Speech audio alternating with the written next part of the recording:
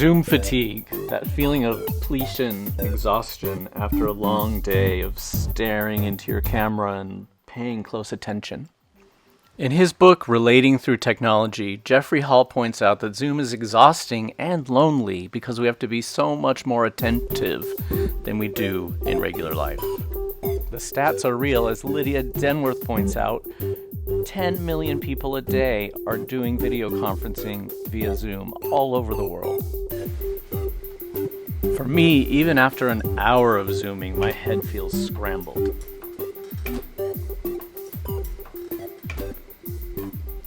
So what do I want to try to do? Center myself, feel present.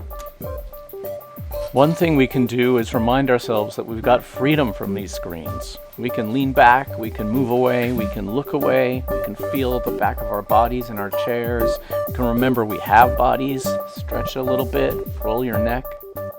According to Liz Fosselin and Molly West Duffy in the Harvard Business Review, video calls are draining because they force us to focus more intently on conversations than we're used to. They make it really easy to lose focus and do all kinds of multitasking, and we're simply just processing more information than we can. So what can we do about it? I don't have all the answers, nobody does, but here's some things I try. I'll massage my temples and around my eyes just to relieve a little bit of that tension. Then my jaw tends to get really tight. Massage there really helps. Actually, my first go-to is always splashing water on my face. It definitely wakes me up, makes me feel a little bit more focused and relaxed. Writing for the CBC, the Canadian Broadcasting Corporation, Thomas Daigle makes the point that we often feel like we're performing on camera, which is exhausting. And also in person, we tend to make eye contact with one person at a time, and frankly, video calls magnify social anxiety. Like I said before, I do not have all the answers. I can try all these things and still the screen starts to seem scrambled, my head feels scrambled, and the only answer I have is to try it again, or pet my cat. Sometimes when she's being cooperative, it really soothes me, I gotta say. That's Cordelia. I can't pet Cordelia all day long. I gotta work. The best article I've read about Zoom fatigue is by Julia Sklar in National Geographic. Sklar points out that humans communicate non-verbally all the time. We give each other cues about what we're thinking and feeling, and we pick up on each other's cues automatically. We don't even really have to try very hard or think about it to get a holistic picture of how we're relating to other people. When we're dealing with multiple people on the screen at the same time, this exhausting problem is definitely exacerbated. By the way, this is probably obvious, but you should feel free to pause the screen if you want to read any of these quotations or just scroll back. To sum up the downside, our brains feel overwhelmed. The split attention causes this paradoxical feeling of being drained, but feeling like we've gotten very little done. On the upside, the shift to video calls can be great for people who have neurological difficulty with in-person exchanges, and video chatting has allowed all kinds of human connections that wouldn't have been possible otherwise. And it's even possible that Zoom fatigue will abate, that we'll learn to navigate this mental tangle, and we'll feel a lot better.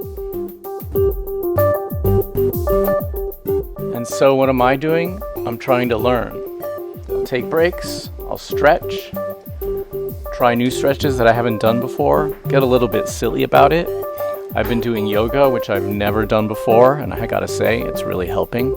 I'm enjoying it. Sometimes I'll just shake my hands and feet, or rotate them around and kind of just loosen the joints up a little bit.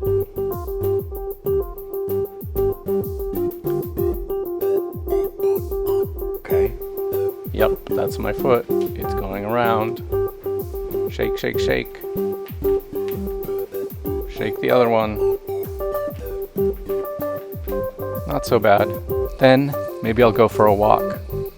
That often helps. Some genuinely helpful advice I got is to schedule these breaks, go for a walk, take a break like that, but also schedule some work time. Schedule an hour or two of intensive work where you're going to get something really specific done, set a goal, and then leave it. And then block out some time to do something I really couldn't do any other time of the year, like pick apples. It's apple season. I can have some fun with my basket, I can enjoy looking at the apples. I can imagine eating them. I can imagine baking with them. I can feel proud of my tree. Yeah, I guess we're not getting very many apples here. Everybody's different, but one thing that relaxes me is cooking. It takes all my attention, my focus is on one thing, and I get to enjoy the results. Then there's my garden. Nothing soothes me more. I've been working in it all year. I've watched it progress over the seasons. Those were collards, by the way. These are some lettuces. Sometimes just getting in the dirt and getting dirty helps me out quite a bit. Sometimes I like to just look at my garden, think about what it's producing, and feel like how we're all part of the same ecosystem. Speaking of ecosystems, there are the animals. Where I live, we've got a lot of deer.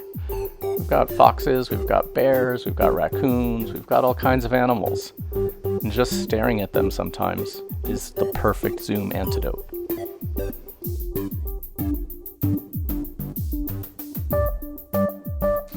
And of course, the chickens, otherwise known as the ladies. Feeding them, giving them a little treat gives me some satisfaction, seeing how close they'll get. Are they going to be friendly today? Just kind of basking in the soothing sounds they make.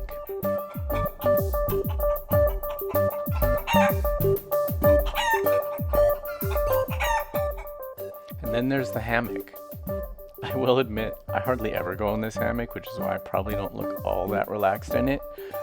But these are experimental times, and I'm experimenting.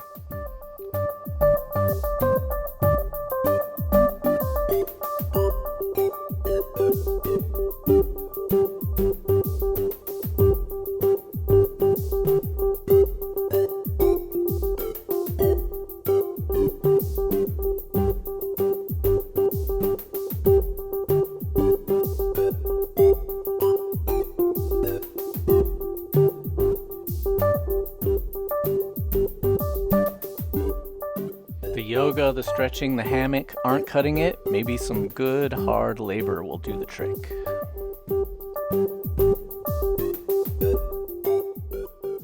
And if all else fails, I can always retreat to my lair.